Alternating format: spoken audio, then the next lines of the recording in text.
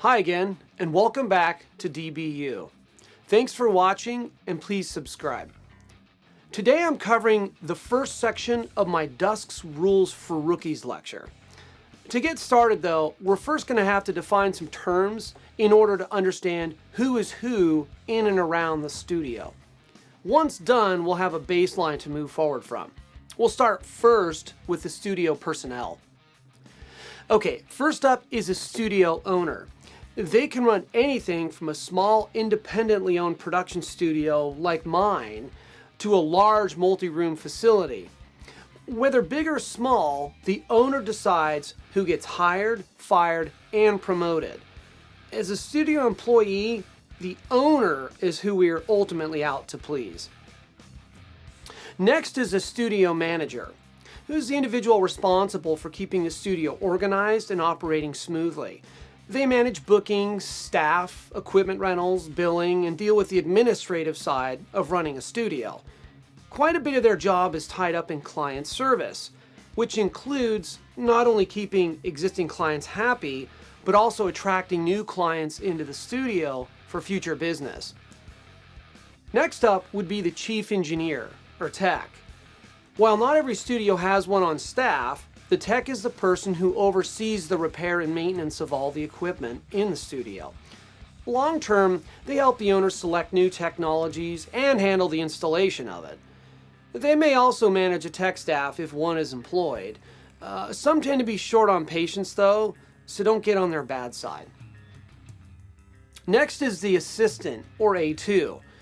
This is an important position for young engineers to understand because it's most likely what they'll find themselves doing when they start out. They're employed by the studio to assist or be an envoy to the client.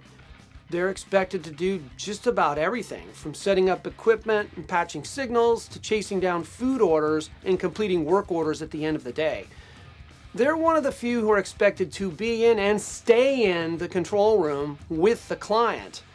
While they do tend to develop a rapport with the client over longer sessions, the reality is they still work for the studio and thusly should be cognizant of this when approached to violate conflicts of interest between the studio and the client.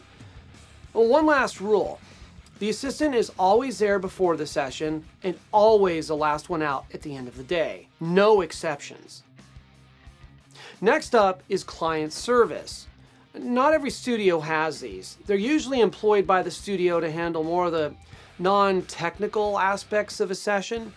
They focus on concierge type stuff, like handling food orders, bussing the lounge tables, doing dishes, directing phone calls and foot traffic, and managing personal requests for the clients.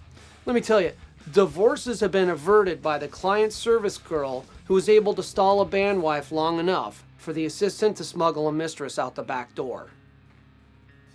Okay, now the runner.